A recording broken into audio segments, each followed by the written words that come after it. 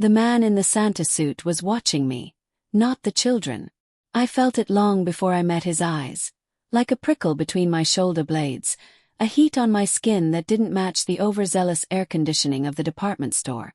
"Mom, do you think he's the real one?" Sophie tugged at my hand, bouncing on the balls of her feet, her dark curls frizzing around the pink knit hat she refused to take off. 30 minutes in line and she was still vibrating with sugar cookie energy. "The real what?" I asked even though I knew. She rolled her eyes. 5 years going on 15. "Santa, Mom." "Duh. Language," I murmured automatically, my gaze drifting to the elaborate North Pole display at the front of the line. It was over the top even for Manhattan at Christmas. Faux snow drifted from hidden vents, catching rainbows in the skylight. Giant silver ornaments the size of beach balls hung from the ceiling. 2 elves in velvet green ushered kids forward, one by one, to the throne where Santa waited. Massive, crimson and wrong. His beard was real, or real enough, iron gray instead of fluffy white. The red suit was tailored, not stuffed. The fabric looked expensive, heavy, like something you'd see in a couture window rather than a mall. He sat too still, too controlled, like he was coiled rather than lounging. Even from here, I could see something in the way his shoulders squared, the way his gloved hands rested on his knees. Measured, restrained, dangerous. I knew men like that. Or at least I knew to avoid them. Years of watching my father drink himself into rages had taught me how to read the tension in a man's body like a second language. And this Santa was not the harmless kind. We shuffled forward a few more steps.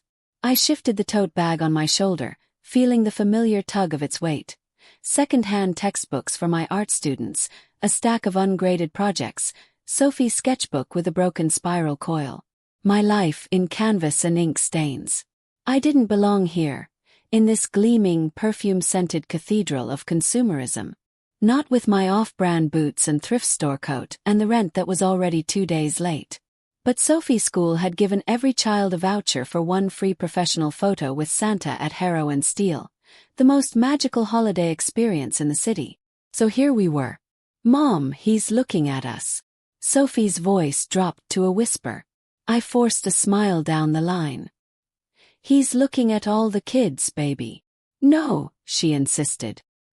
"He's looking at you." Against my better judgment, my gaze met his. Dark eyes, almost black, shadowed beneath the fur-trimmed hat. They swept over me in a single assessing pass that made me feel suddenly, acutely aware of everything I was. My worn jeans, my budget mascara, the way my fingers trembled just slightly from too much coffee and not enough sleep. His stare was not the jolly twinkle of a department store Santa.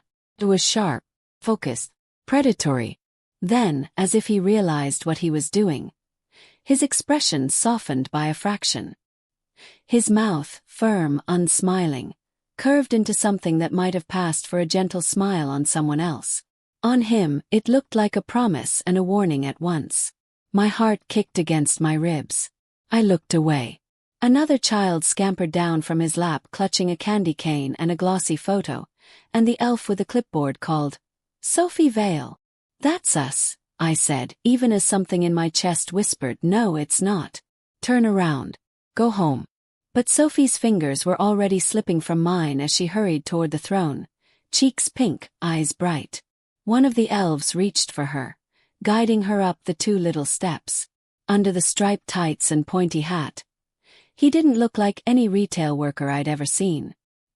His neck was thick with muscle, and there was a subtle bulge at his hip under the velvet tunic. Too low for a wallet, too rigid for a phone. Not a mall cop. I swallowed. "Ho ho ho," Santa rumbled, but even his laugh sounded wrong. Too deep, too steady, like he was trying the sound on for size. Sophie climbed onto his lap, small fingers clutching at the rich red fabric of his coat.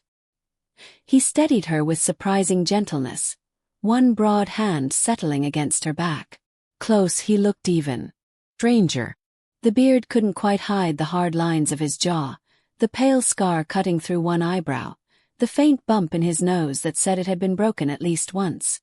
"How old are you, little one?" he asked.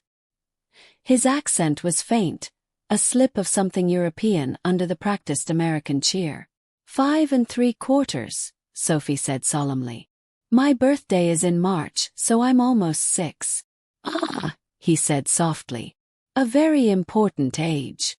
I hovered a few feet away, the elf with the camera raising his lens. And what do you wish for this Christmas? Santa asked. Sophie went very still. I watched the back of her small head tilt, watched her glance sideways toward me as if measuring a secret. She stammered. Her hand rose to toy with the ribbon on his coat. Can I say anything? Anything, he said, voice dropping, that single word wrapped in something that made the hairs on my arms lift. Sophie took a breath. When she spoke, her small voice carried anyway, clear as a bell in the hushed murmur of the line. I wish for a daddy. Silence. It was only a heartbeat, but it felt like the whole store exhaled and then forgot how to breathe. My own lungs seized. Shame and anger and sorrow tangled inside me, hot and sharp. Sophie, I said quickly, stepping forward. We talked about this.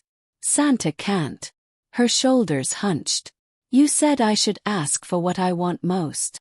I couldn't argue with that without breaking something fragile in her that I spent every day trying to protect.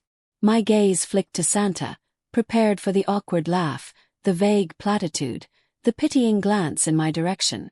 Instead, I saw his eyes go dark and utterly still. The air around us changed. The elf with the camera lowered it a fraction. The other elf straightened from where he'd been leaning against a fake candy cane. His attention cutting to the man in the red suit like a soldier waiting for orders. Santa's gloved hand flexed lightly against Sophie's back. A daddy, he repeated quietly, as if testing the weight of the word. He turned his head, and for the second time his gaze pinned me. Not a passing glance. Direct hit. Ice rushed through my veins. Sometimes, he said, still looking at me while he spoke to her, wishes come to the right ears at the right time. Sophie held her breath. So did I. Then, with unhurried deliberation, he dipped his head closer to her and murmured, just loud enough for me to hear. Wish granted. The words slammed into me. Heat roared in my cheeks. My pulse thudded in my throat. Who the hell did this man think he was, making promises like that to my daughter? Okay, that's enough, I snapped, stepping fully forward now. Sophie, smile for the camera please. We don't have all day. She pouted but turned toward the lens. The photographer snapped 2 quick shots, the flash bursting white against Santa's impenetrable gaze. Thank you, I said tightly, reaching for Sophie. Come on, baby. Santa didn't let go immediately. His eyes were on me, unblinking. Marina Vale, he said. Rolling it slowly like he was tasting it. My stomach dropped. How do you? He smiled, a slow, dangerous curve. Your daughter's name was on the list. But the registration form we'd filled out. Harrow and Steele probably had it. Meant nothing. I was being paranoid. Still, when he released Sophie, his fingers brushed her shoulder with unmistakable care, as if he were reluctant to let her go. Merry Christmas, Sophie, he said. Merry Christmas, Marina. I didn't say it back. We were handed our voucher for the photo pickup and a cheap candy cane. I herded Sophie away, heart hammering, the weight of his gaze burning between my shoulder blades. Mom, she whispered, once we were safely beyond the fake snow. Did you hear him? I forced a lightness I didn't feel. Hear who? Santa, she said, eyes wide. He said wish granted. He was just being nice, I said. That's his job. She shook her head with grave certainty. No. He meant it. I didn't answer. We stepped out of the store and into the bitter December air. Snowflakes spun like ash under the streetlights. I tugged Sophie's hat down over her ears, my mind replaying every second in front of that throne. The tension in his body. The men dressed as elves who moved like security. The way he'd said my name. I glanced back through the glass doors, one hand tightening around my tote strap. Santa had risen from his chair. He stood at the edge of the platform, beard now hanging carelessly from one ear, watching us. The elves weren't smiling anymore. One spoke into the cuff of his sleeve. As our eyes met through the glass, Santa reached up and tugged off the hat, revealing dark hair threaded with silver, slicked back with ruthless precision. Without the costume, he didn't look like any version of Saint Nick. He looked like a man you crossed the street to avoid.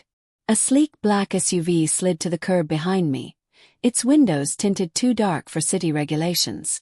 The doors opened. Two men stepped out, suits sharp, eyes scanning the sidewalk with professional detachment. One of them said something in low, rapid Italian. Santa. No, the man in the red suit answered without looking away from me. Sophie slipped her hand into mine, trusting, small. Mom, she whispered. Why are they staring at us? Because, I thought, as the driver of the SUV turned his attention toward us with a look that was not at all festive, something had just shifted. And I had the sinking, icy feeling that my daughter's Christmas wish had been heard. By exactly the wrong kind of man. Snow needled my cheeks as we stepped out of Harrow and Steel, the roar of Fifth Avenue swallowing Sophie's chatter. I tightened my grip on her mitten and steered us away from the revolving doors. The black SUV idled at the curb, glossy and still, like it had been waiting for us. Which way, Mom? Sophie asked, tilting her face up to catch snowflakes. Subway, I said. We're not wasting money on a cab. We had taken 3 steps when a male voice cut through the traffic. Ms. Vale. Stop. 2 of the elves from inside stood a few feet away, now in dark coats over perfectly tailored suits. Up close, without the bells and fake smiles, they looked like what they were, security. The owner would like to offer you a ride home, Signorina, the taller one said. For the child's comfort. The owner. I repeated. Mr. Cesare Valenti, he supplied smoothly. He insists. The name tugged at something in the back of my mind, but adrenaline was louder. I appreciate the offer, I said, tightening my hold on Sophie. But we're fine. We take the subway. The shorter man's gaze flicked past me, scanning the street. Signor Valenti does not like to be refused. Lucky for him, I said, pulse hammering. He doesn't get a vote in my life. I turned sharply, practically dragging Sophie into the stream of pedestrians. I did not look back until we were at the subway stairs. The SUV still waited, lights glowing like patient eyes. In the station, winter air traded places with damp heat and the reek of old metal. I paid for our ride with shaking fingers. On the platform, Sophie pressed against my side, swinging our joined hands. Mom, are we in trouble? No, I lied. We're just going home. The train screamed in, doors clattering open. We squeezed inside, packed shoulder to shoulder with commuters and tourists. For one precious moment, anonymity wrapped around me. Underground, we were just 2 more bodies in a tired city. Then I saw him at the far end of the car, one of Valenti's men, one hand on the overhead bar, eyes on our reflection in the scratched window. My skin crawled. I shifted so Sophie was between me and the door, my arm a barrier. He didn't move toward us. He only dipped his head once, a tiny acknowledgement as if to say, I see you. I can reach you whenever I want. 2 stops felt like 20. When the doors opened at ours, I bolted out with Sophie's hand crushed in mine. I didn't look back to see if he stayed on the train. I didn't want the answer. By the time we climbed the cracked steps of our walk-up, my lungs burned and my palms were slick. Our building looked even sadder after the marble floors of Harrow and Steel. Peeling paint. Flickering hallway light. A front door that usually stuck. Tonight it swung open with almost no resistance. Too easy, my instincts whispered. Race you to the apartment, I said brightly. 3rd floor left. Sophie shot ahead, giggling. At the landing, Mrs. Novak's door cracked open, her pale eyes peering out over the chain. Marina, she called. You have fancy visitors before. Very handsome. Very. She puffed out her shoulders. Like movie criminals. I slid down my spine. What did they want? They ask if you live here, then put that on your door. She pointed with a crooked finger. A plain white envelope was taped to my apartment door. No name. No return address. Just my cheap brass numbers and the faint sense that reality had tilted 20 degrees. "Inside, Sophie," I said quietly. "Shoes off, hands washed." She obeyed, though her curious gaze kept snagging on the envelope. When she disappeared toward the bathroom, I snatched it down and led us into the apartment. Breathe. Our tiny living room glowed a tired yellow. Toys crowded the thrift store couch. My easel hunched in the corner, a half-finished painting waiting for time I never had. I tore open the envelope. A glossy photo slid into my palm. It was today's Santa picture. Sophie on his lap, cheeks flushed, her mouth caught mid-confession. But this version was unedited, too intimate. His eyes weren't on the camera. They were on her, dark and intent, like she was something fragile and priceless at once. Behind the photo, a heavy white card. One side held a phone number.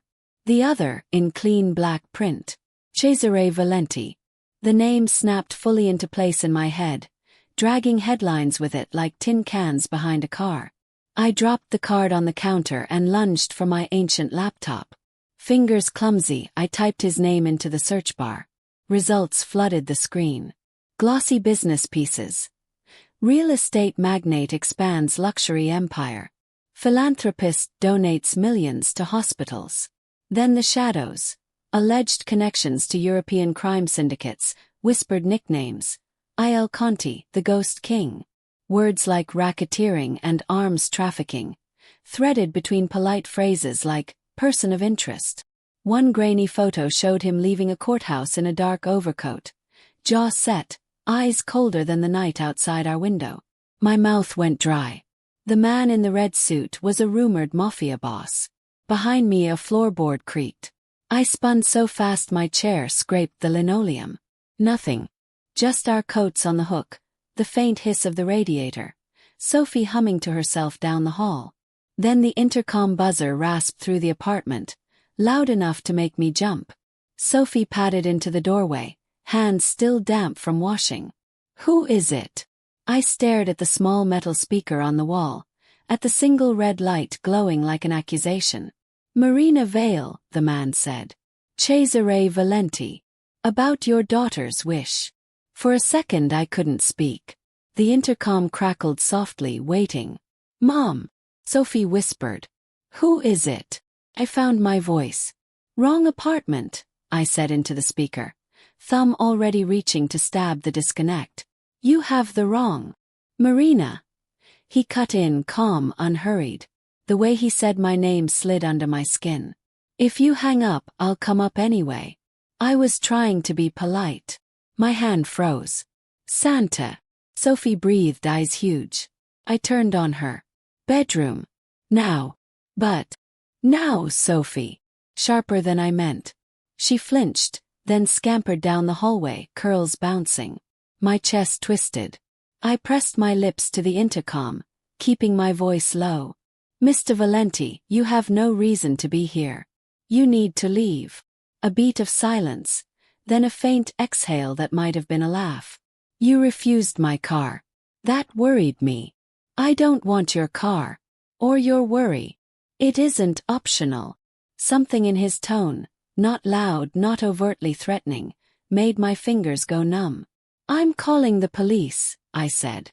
"They won't get here in time." A distant creak ran through the building, as if someone had leaned hard on the downstairs door. My stomach dropped. He was already inside. I lunged for the chain on our apartment door and checked it, even though I knew it wouldn't matter if he really wanted in. Thin metal and cheap wood meant nothing to men who rode in black SUVs. The buzzer went dead, replaced by a thick, humming silence. Footsteps sounded on the stairs. Heavy, unhurried, echoing up the narrow shaft like a countdown. 3 floors. My breath sawed in and out. The rational part of my brain told me not to open the door, to barricade it, call 911, scream for Mrs. Novak, anything. But the rational part had been hijacked the moment Sophie said I wish for a daddy. His knuckles rapped once, just below the peephole. Not loud, not impatient. I forced myself to look. He stood in the hallway dressed in a charcoal overcoat over a black suit, no trace of velvet or fur. Without the red, he was sharper, all edges and shadow. The scar through his brow cut a pale line against his tanned skin. His dark hair was slicked back, a few silver threads catching in the weak hallway light. One of the men from earlier waited a step behind him, broader, younger, his gaze empty and alert. Cesari's eyes lifted to the peephole like he could see me through it. "Marina," he said quietly. "Open the door." "No. You're frightened. You should be." He paused. "But not of me." That was a lie. He was exactly who I should be terrified of. "Go away," I managed. "We want nothing from you." He was silent for a long breath. When he spoke again, the steel in his voice was wrapped in something else. Patience, maybe. Or curiosity. "Your daughter made a wish," he said.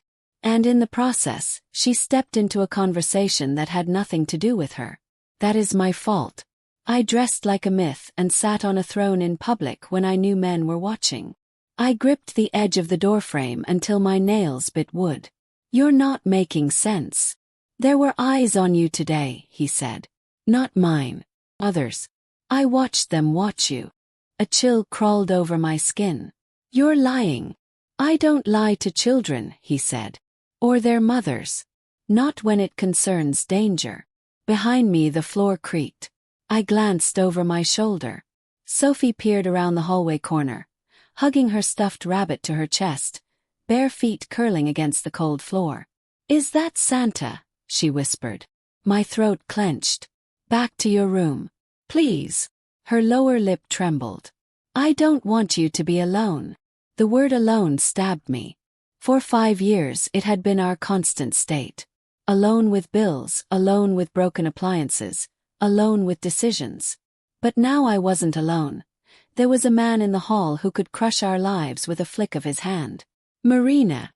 His voice again closer to the door. "If you don't open this, I will assume you need help and my man will break it." The casual way he said it told me he meant every syllable. Anger flared, hot enough to cut through fear. "Fine," I hissed. "But you don't come past the entry.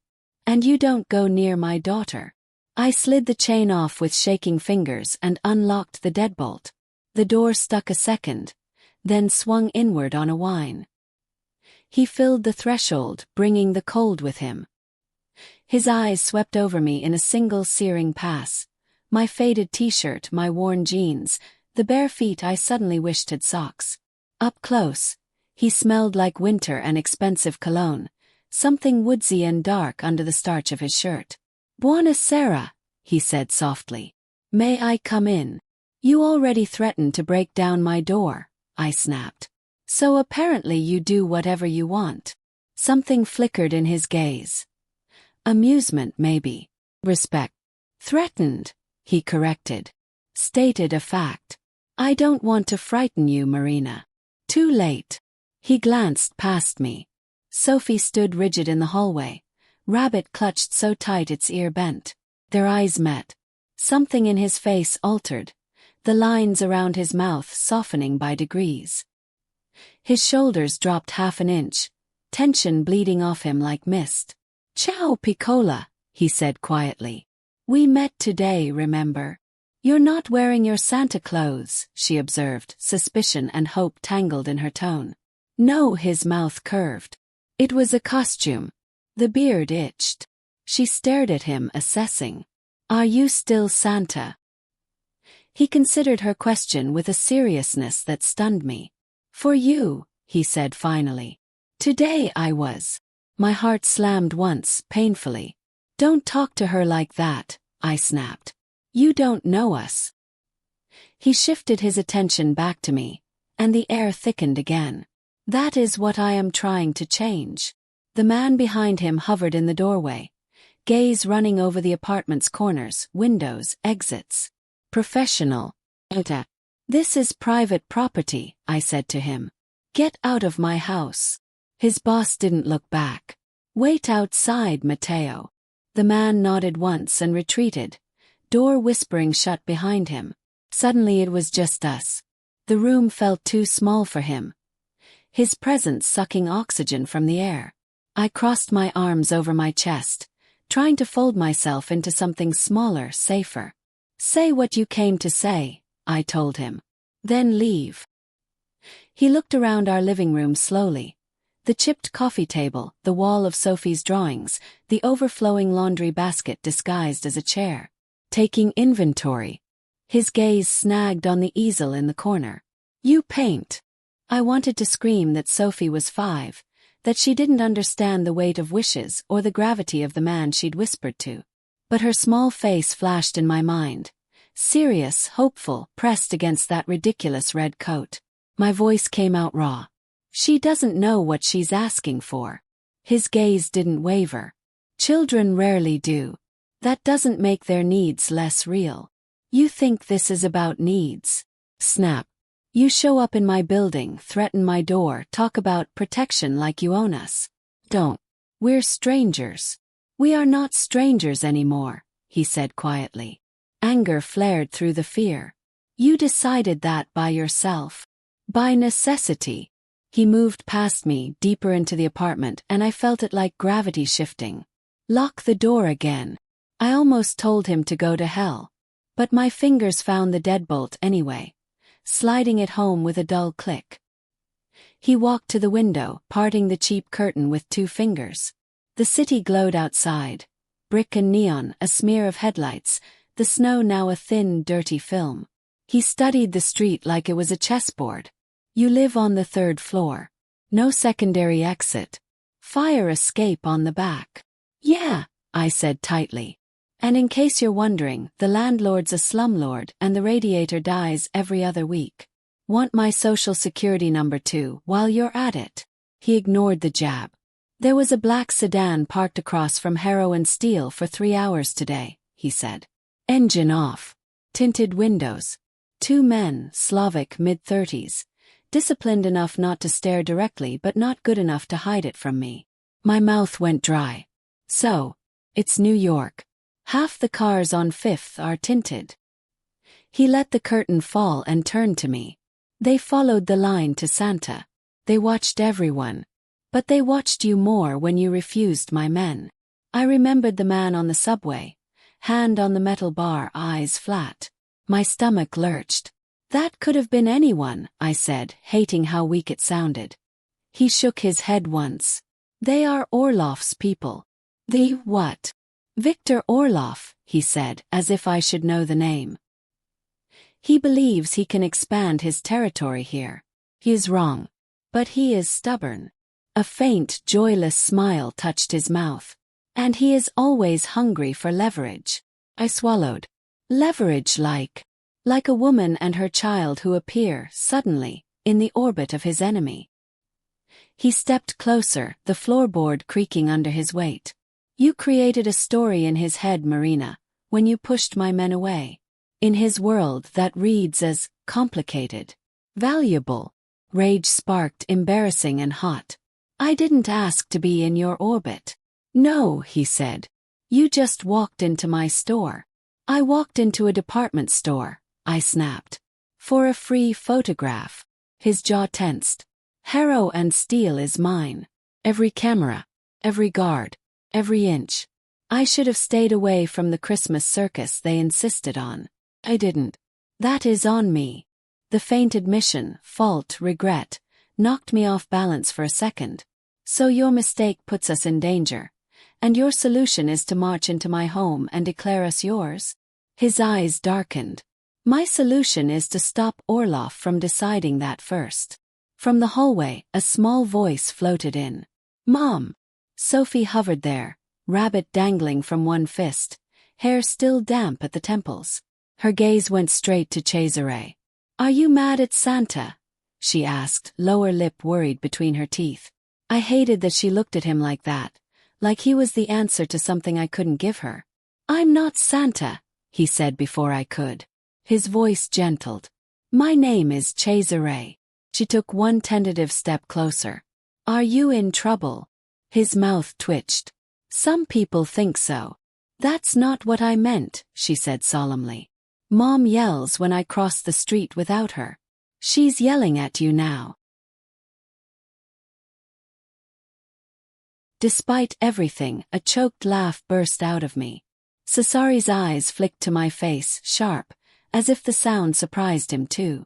I am not in trouble with your mother, he said. But she is unhappy with me. Because of my wish. Sophie's voice shrank around the edges. I'm sorry, Mom. I didn't mean to make you scared. The apology cut deeper than any threat. I crossed to her and crouched, cupping her face in my hands. Hey, well, you didn't do anything wrong. You hear me? Nothing. Her eyes shimmered. Then why is Santa? Sue says. Cesare, he supplied. Cesare here. I forced myself to look back at him. Because he thinks some bad people might have seen us talking to him today. I said, each word tasting like rust. So he's checking on us. Like a guard, she asked. Something like that.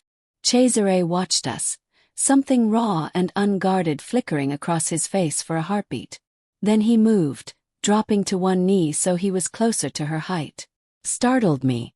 Men like him didn't kneel. You like drawing, Sophie? He asked, nodding toward the wall of her artwork. Her eyes brightened instantly. I'm gonna be an artist like Mom. But she says first I have to learn fractions. A tragedy, he said solemnly.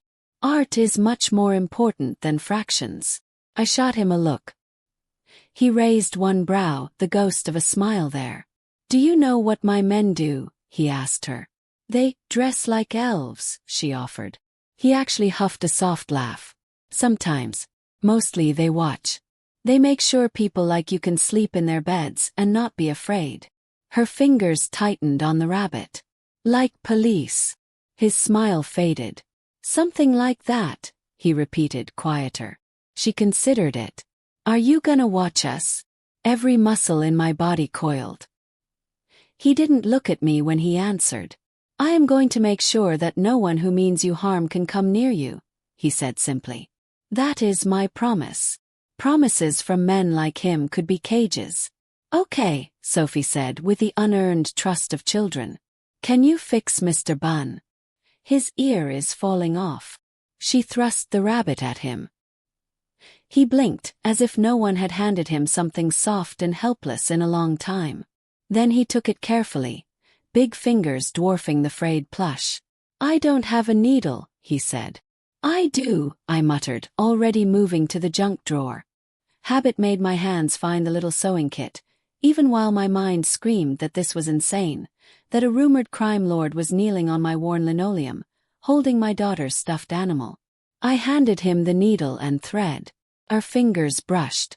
Heat shot up my arm, startling and unwelcome. He threaded the needle with firm efficiency, then stitched the loose ear back on with careful, precise movements. His hands were steady, surgical. What you moonlight as a tailor? I asked because silence felt dangerous. My mother made me fix what I broke, he said without looking up. I was not gentle as a boy.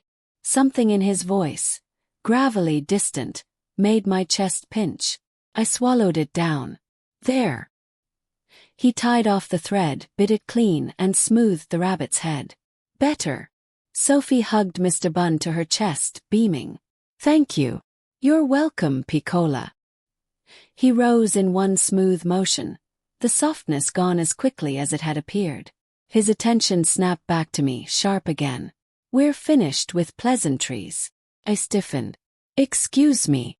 You have two choices, he said. I can leave men on this building, on this street, watching 24 hours a day. They will follow you to work, to school, to the store. Or you and your daughter come somewhere I control completely. Somewhere Orloff's men would not dare approach. My throat closed. So my options are live in a fishbowl or what? Be locked in your tower. He didn't flinch. My tower is safer than your fishbowl. I have a job, I said. A life. I can't just disappear into your, whatever it is. For a while you might have to. His gaze held mine, unyielding. At least until I am sure Orloff has shifted his attention.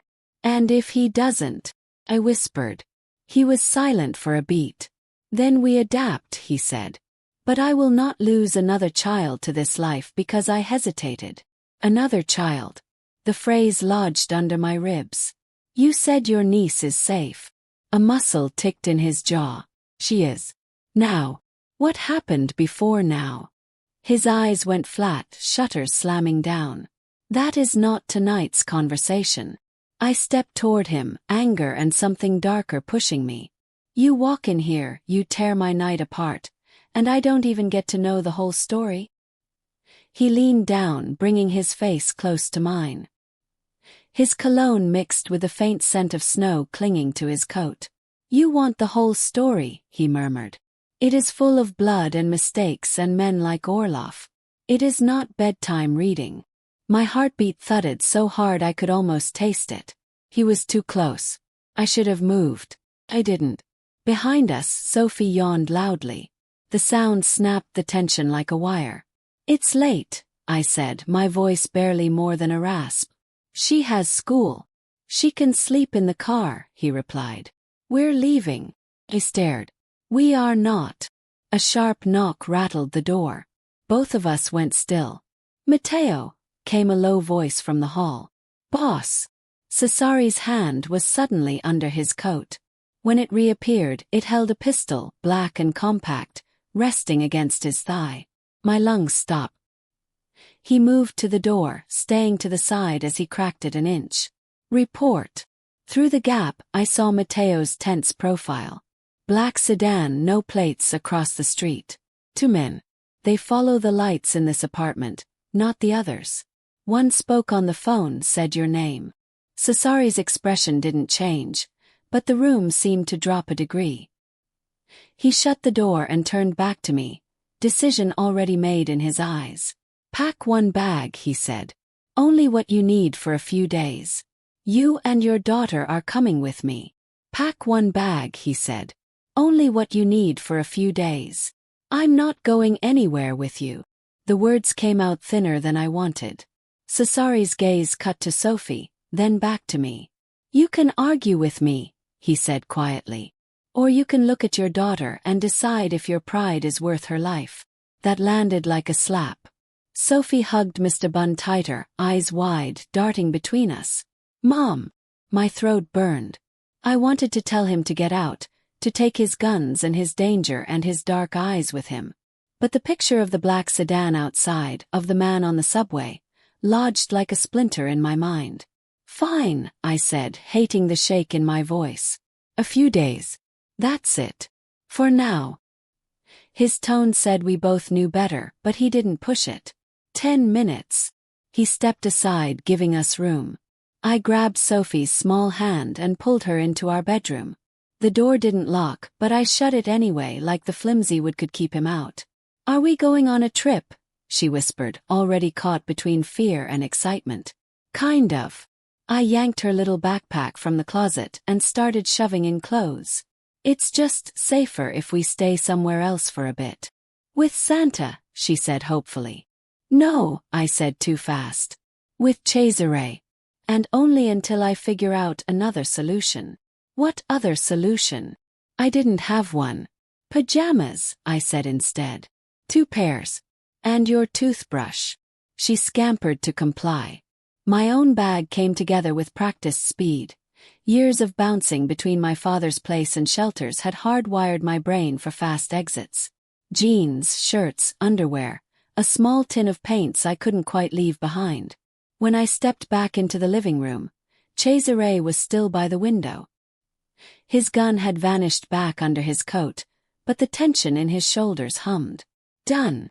I hefted the duffel, the weight familiar and sickening. Happy. His eyes met mine, something unreadable there. No. Matteo reappeared at the door, phone to his ear. Street is clear for now. The sedan moved 2 blocks down. Good. Cesare reached into his coat and pulled out a slim black phone, setting it on the counter. Your old one. He nodded at the cheap device on the table. Leave it. No reflex. He held my gaze. If they have the number, they can track it. Call it. Use it to find you. You want that in your pocket next to your child. I stared at my phone, The scratched screen, the cracked corner, the little piece of independence it represented. Rent reminders, Sophie's school notices, my students' emails. My hand felt like it belonged to someone else as I set it down on the counter and stepped back. Cesare slid it into his coat without ceremony, as if it were already evidence. "You'll have this instead," he said, tapping the new phone. "It only has 3 numbers. Mine, Matteo's, and the house line. Use it if you need anything." Like he was inviting us into some fairy tale manor instead of whatever fortress he lived in. He opened the door. "Go." The hallway felt different with him behind us, like every shadow had been measured and cleared. Matteo moved ahead, scanning the stairwell, one hand near his holster. Sophie's backpack bounced against her shoulders as we descended. She kept sneaking glances at Cesare, as if making sure he was real. Outside, the night hit cold and sharp. The black SUV waited at the curb, engine idling, windows reflecting the streetlights. "Middle," Matteo said, opening the back door and scanning the street again. I slid in first and pulled Sophie after me. The leather seats swallowed us. They smelled like new car and something darker. Gun oil, maybe. Cesare climbed in on the other side. The door thumped shut, sealing us into a cocoon of muted sound and breathing space that felt too intimate. As the SUV pulled away, I watched my building shrink in the window. Our crooked fire escape, the old woman's curtains, the flicker of our living room light as it disappeared from view. "You can still change your mind," I heard myself say. "Drop us at a hotel instead." "Pay. Eventually." He almost smiled. "I don't do hotels." "Why?" "Afraid they won't have your favorite brand of silk sheets. Afraid they have cameras I don't own," he said. "And doors someone else can open." I looked at him. "Paranoid much?" "Alive," he corrected. The city blurred by brick, glass, steel. We moved south, then east, weaving through streets I didn't know, then onto FDR Drive along the river. Sophie's head drooped against my arm, lashes lowering. Adrenaline crash. "You can sleep," I whispered, stroking her hair. Her fingers found mine in the dark between us. "Will he be there when we wake up?" she murmured. "He? Cesare." My heart twisted. "I don't know." "Yes," he said quietly. I stiffened. I hadn't realized he was listening. Sophie smiled, eyes drifting shut.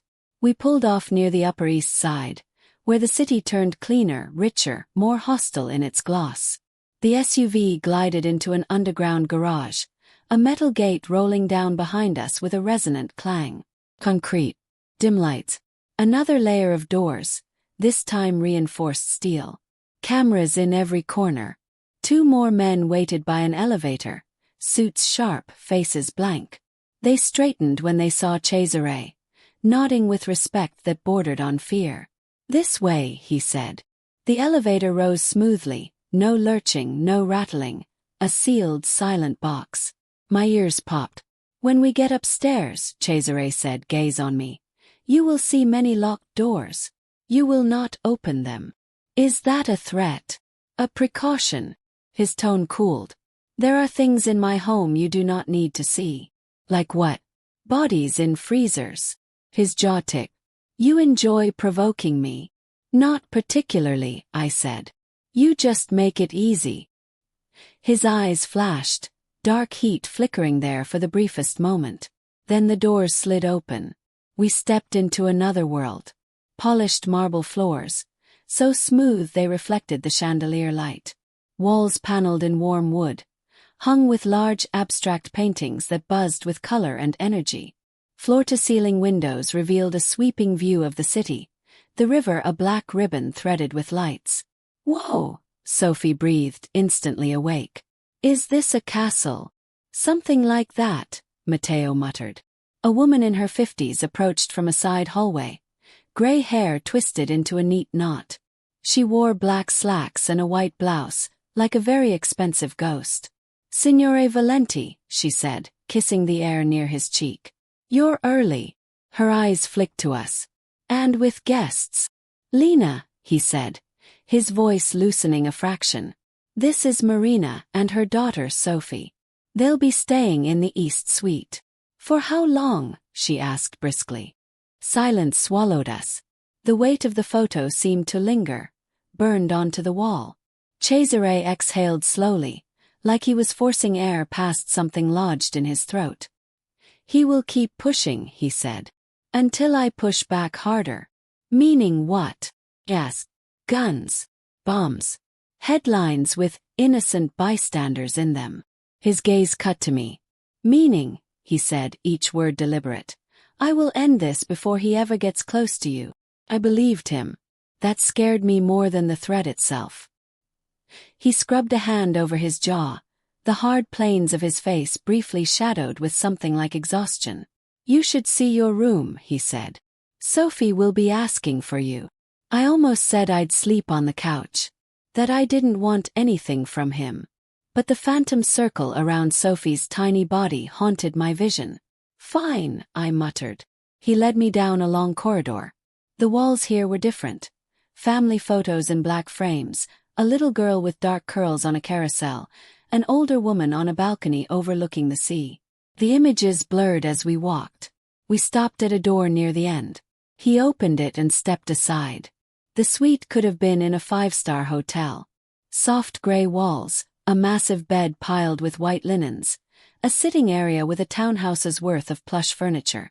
Floor-to-ceiling windows looked out over the river, the city a galaxy of light. Through a partially open door, I saw a smaller bedroom painted a gentle blue. Sophie's laughter drifted out. Lena's murmur, the clink of a cup. This locks from your side, Cesare said, nodding toward the connecting door. No one comes into this wing without your permission. Not even me. Is there anyone you don't control? Yes. His gaze ran over my face. You tell me. He pricked my skin. I stepped past him into the room, needing space. Close, everything was too perfect. Not a speck of dust, not a wrinkle in the duvet. A bowl of fresh fruit on the table. A small vase of white lilies that scented the air with something clean and fragile. This is temporary, I said, more to myself than to him. We're not staying here long term. We'll see, he said quietly. I turned on him. No, we won't see. I'll find another solution. Shelter. Different city. Witness protection if I have to. His mouth tightened. You think the state can hide you better than I can. I think the state doesn't expect anything in return. He stepped closer, close enough that I had to tilt my head back to hold his gaze. I don't expect anything from you, he said. Not money, not loyalty, not. He cut himself off. Not what? Pushed pulse jumping. His jaw worked. Sleep, he said finally. You look like you haven't in years. Deflection. But the truth of it hit too close. A soft knock on the inner door saved me from answering. Sophie burst in, hair damp, wearing a borrowed nightshirt that reached her ankles. Mom, you have to see the bathtub, she said, breathless. It's like a swimming pool. I forced a smile. Don't drown, okay? Lena appeared behind her. She's exaggerating, she said dryly. But only a little. Do you need anything, Marina? A normal question, spoken like this was just hospitality, not triage. Steadied me more than I expected. Just time to get her down, I said. Thank you. Lena nodded and gently steered Sophie back into the smaller room. The door closed with a soft snick. I realized Cesare was still there. I have work to do, he said. Men to call. Lines to draw.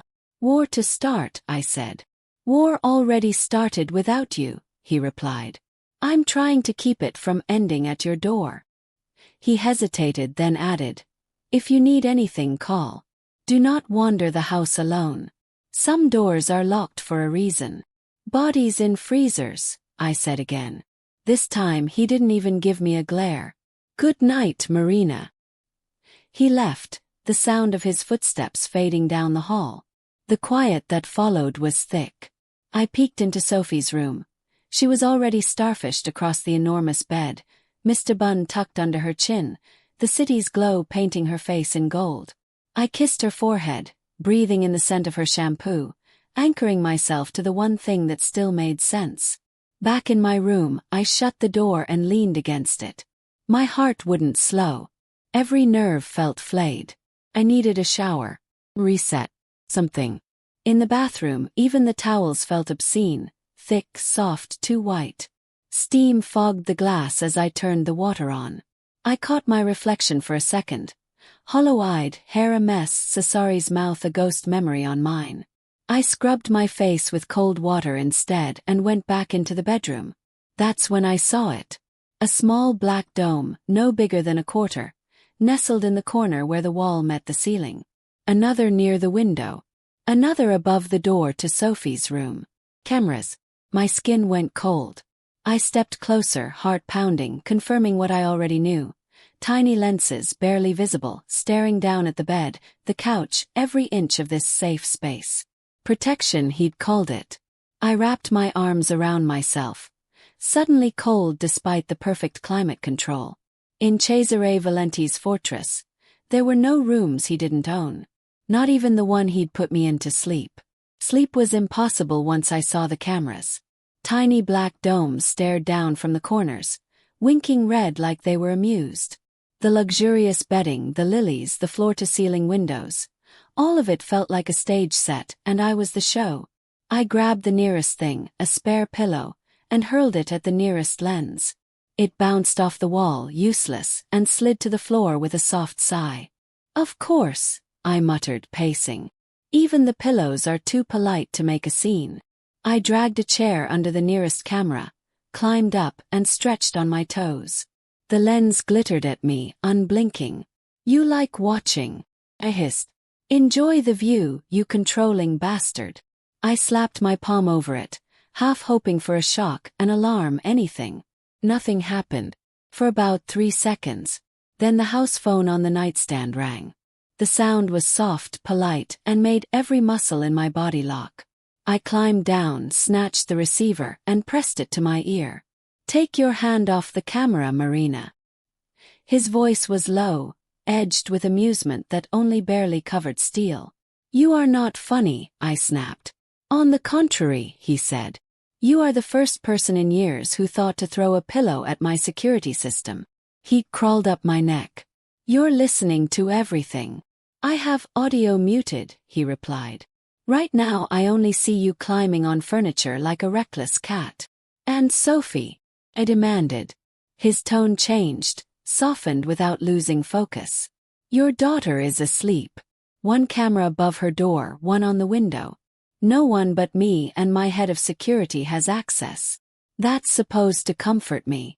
It's supposed to keep you alive, he said. I gripped the receiver tighter. You don't get to decide how much of my life you see. There was a soft exhale, almost a sigh. You walked into my war, he said quietly. I'm not asking for your trust, Marina. I'm asking for your cooperation. Until Orloff is dealt with. Dealt with, I repeated. That sounds a lot like killed. Silence hummed over the line. You knew who I was when you Googled me, he said at last. Images from the search results flickered behind my eyes. Headlines, courtroom shots, words like syndicate and bloodbath. I knew rumors, I said. I didn't know I'd be living inside them. You won't be living inside them, he said. You'll be watching from a distance. Through your cameras. Or my windows, he said dryly. A muffled sound came through the line. Someone speaking in rapid Italian, the timbre urgent. His voice shifted, dropping, clipped. Un momento. He covered the mouthpiece, but I still heard the edge cut into his tone. Orders. Hard ones. When he came back on the line, the air felt sharper. Stay in your room, he said. No matter what you hear. My heartbeat stumbled. What's happening? A delivery came to one of my warehouses unannounced, he said. I'm going to greet it. Greet it, I repeated. With what? A fruit basket. With clarity, he said. Go to sleep, Marina. I can't sleep knowing you're about to. You wanted the truth, he cut in. This is part of it. I'm not a man you should kiss and then forget about. Heat flared under my skin, memory flashing. his mouth on mine, the way I'd leaned into him instead of pulling away. "Trust me," I said tightly. "I'm trying very hard to forget that happened." Another beat of silence, thicker this time. "Then let me make it easier," he said softly. "Remember this instead. I am going downstairs to make sure no one ever gets close enough to put a circle around your daughter again." The line clicked dead. I stared at the receiver a moment longer, then set it down with careful fingers. The room felt too quiet, the cameras like new constellations in the corners. Curiosity gnawed at the edge of my fear. "Stay in your room," he'd said. Which of course made me want to do exactly the opposite. I cracked the door to the hall. It was empty but not still. The air hummed with a barely audible vibration, as if the whole house had shifted onto high alert. Men moved at the far end of the corridor, black-clad, purposeful, disappearing through a door I'd thought was part of the paneling. "Control room," my brain supplied. Before I could talk myself out of it, I slipped into the hall and padded after them, bare feet silent on the cool wood. Voices spilled from the open door. Italian, mostly, with sharp English words threading through like barbed wire. I stopped just short of the threshold and looked in. A wall of monitors glowed against the dark, each screen a different slice of Cesari's world. The garage, the street outside, a gated warehouse yard where headlights cut twin spears through the night. In the center of it all stood Cesare, jacket gone, sleeves rolled to his forearms, tie loosened. He pointed at one of the screens, voice low, precise, deadly calm. "When the truck doors open," he said, "I want every man inside on his knees before he understands what's happening. No stray bullets. No mistakes. No mercy if they wear Orloff's colors." Someone noticed me in the doorway and stiffened. Cesari's head turned, eyes finding mine across the glow of surveillance and guns. For a moment everything hung suspended. The orders, the threat, the screens full of men about to die. "Marina," he said. His voice a dangerous whisper that somehow carried across the room. "I told you to stay in your room." On the main monitor, the truck's brakes screeched, red lights flaring in the dark, and the warehouse doors began to roll slowly open. On the main monitor, the warehouse doors rolled upward, inch by inch, metal shuddering like the start of a nightmare. Cesari's gaze cut from the screen to me, knives in the dark. "Back to your room, Marina." I should have moved. Then slammed the door and pretended I didn't know what he was capable of. Instead I took one small step into the control room. "That's my face on his photos now," I said, my voice shaking. "My daughter's. I don't get to look away." A muscle jumped in his jaw. For a heartbeat, I thought he'd physically drag me out. Then he jerked his chin at Matteo. "Keep her by the door. No closer." Matteo shifted, positioning himself between me and the consoles. Polite wall of muscle. On the central screen, the truck settled in the middle of the warehouse floor, its red taillights twin wounds in the dark. Cesari's men were already in place. Shadowy figures along catwalks, behind pillars, crouched behind crates that probably weren't labeled properly in any city inventory. "Sound," Cesare said. Patek touched a button. The audio came up, tinny but clear. Male voices. Laughter. Curse as someone jumped down from the cab. "Told you, Valenti doesn't have the balls to hit back yet. Not with the cops in his pocket, he doesn't. Orloff says we make a delivery, we make a delivery. If they don't like the address, that's their problem." Cesari's hand curled slowly at his side. His face didn't change, but the room felt colder. "Now," he murmured. On screen, floodlights blazed to life, bleaching the warehouse in harsh white. Men flinched, hands flying to shield their eyes. Then Cesari's people moved. They flowed out of the shadows like a single organism, guns drawn, stances tight and disciplined, voices cracking through the speakers. "On your knees. Hands on your head. Move and you're done." There was no shouting, no chaos, just command. Within seconds, 6 men were on the ground, hands laced, faces stunned. One reached for his waistband, panicked. A shot cracked, precise, sending his gun skittering away with a spark. He howled, clutching a bleeding hand. "Flinch. You could have killed him, I whispered. Cesare didn't look at me. If my man had wanted him dead, he'd be dead. He stepped closer to the bank of screens, eyes narrowed. Zoom on. Number 3. The tech obeyed, camera tightening on the man with the bleeding hand. Shaved head, thick neck, cheap leather jacket. A tattoo peeked from under his collar, something black and coiled. Cesari's mouth flattened. Orloff's mark. He picked up a headset from the console, fitting it over one ear. His voice changed, dropping into something dark and intimate. Buonasera, amici, he said into the mic. I hear you brought me a present. On screen, 3 of the kneeling men jerked, looking around wildly. That voice, one muttered. Shit. It's him. The man with the tattoo spat on the floor. Valenti. Didn't realize you handled freight now. Business slow. Cesari's lips curved, but there was nothing like humor in it. Business is excellent. Which is why I don't appreciate unsolicited deliveries. Open the truck. No key, the tattooed man sneered. Lost it. Break the lock, Cesare said, ignoring him. One of his men moved forward with a bolt cutter. Carefully, Cesare added. If it's wired, I want the one who wired it alive long enough to regret it. I swallowed hard. Metal snapped on screen. The truck's rear doors creaked open. Men in tactical gear swung their guns up as the darkness inside yawned wide. Clear, someone called. Just crates. Cesari's gaze didn't soften. Open one. Crowbar bit wood. The crate's top splintered and lifted. Inside, neat rows of rifles gleamed under the harsh lights, oiled and ready. Military grade, Matteo muttered. Not ours. Of course not, Cesare said. Orloff sends gifts he thinks I can't refuse. He tilted his head, watching as his men opened another crate. This one held tightly packed bricks of something white, wrapped in plastic. My stomach turned. Cocaine? I asked hoarsely. Heroin, Cesare said without looking at me. Orloff's current obsession. He wants my docs, my route, my name on his poison. And this is supposed to convince you. It's supposed to implicate me, he said. If the wrong people show up.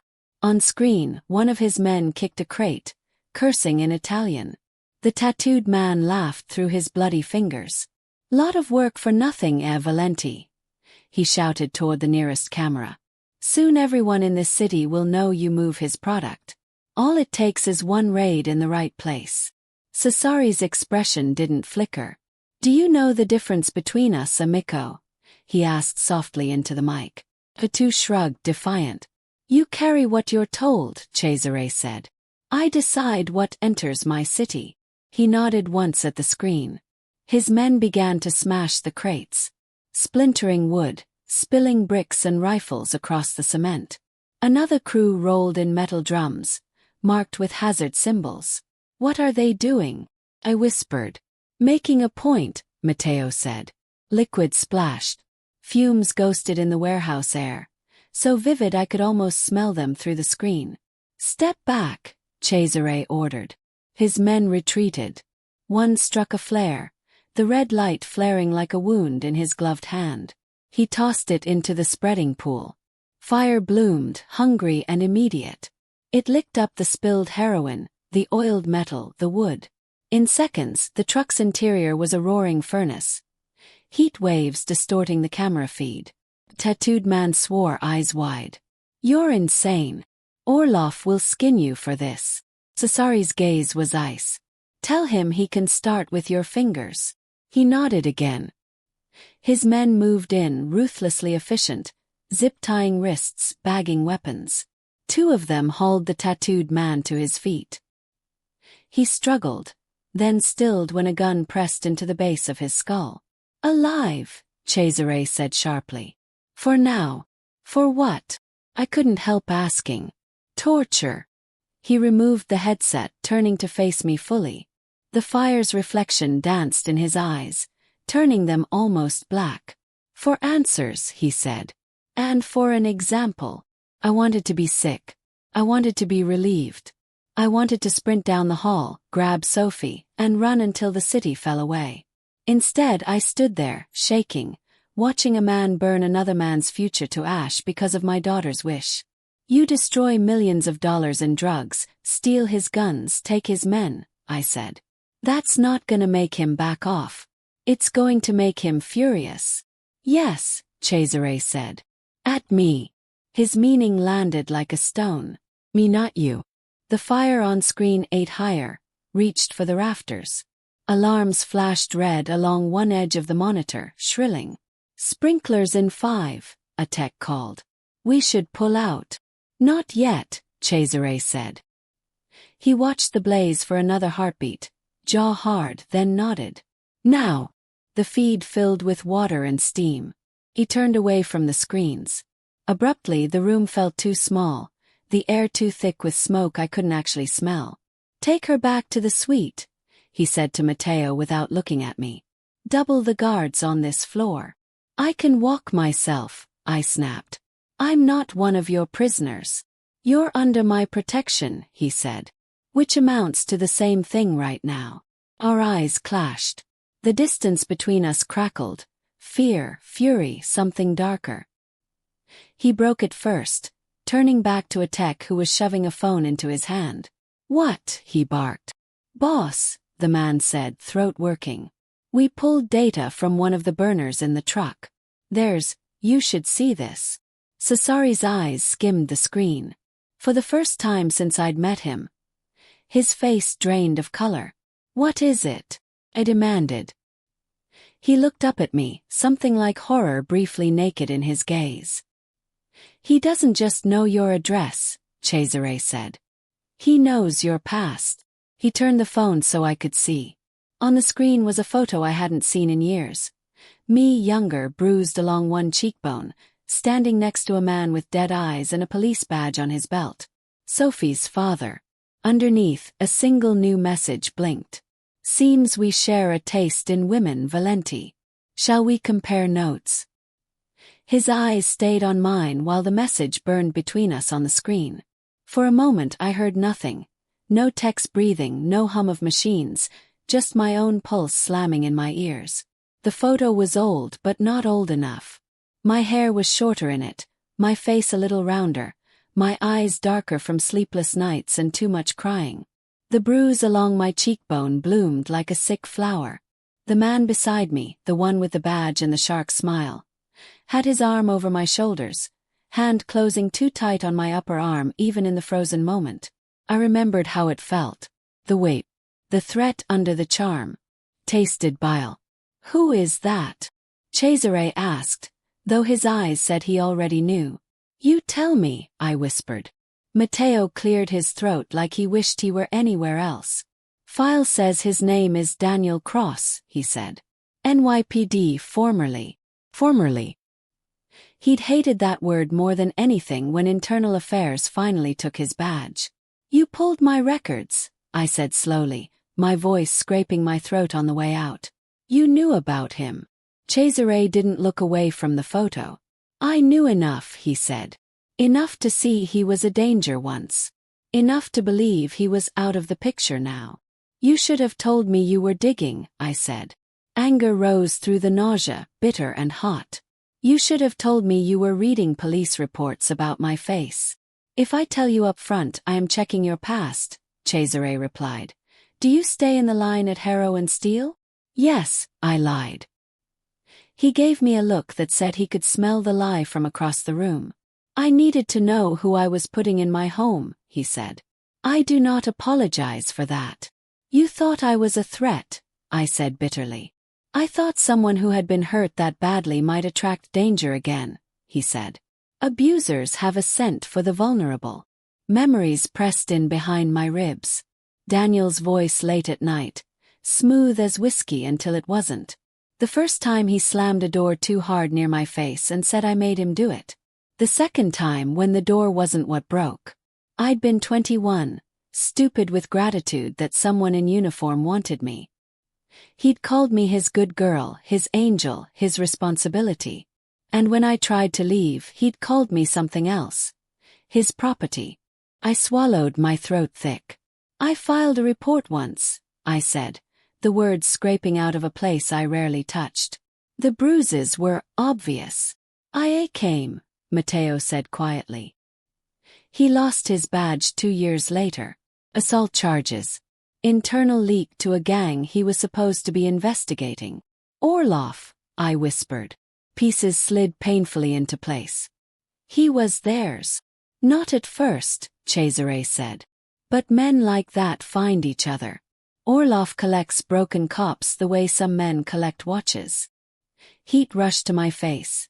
Anger, humiliation, a sick fear that I'd never really escaped that world at all. He doesn't know about Sophie, I said, more to myself than to them. He can't. Are you sure? Cesare asked. I thought of the way I'd fled when the test turned positive, of the shelters and couches and cheap rooms, of changing my last name, of never putting his on any form. I never told him, I said. He never saw me pregnant. He doesn't know. But the photo on the phone didn't care about what I believed. Orloff's message didn't say Daniel's name, but it didn't have to. It was all there in the taunt. We share a taste. He's using him, I said, barely getting the words out.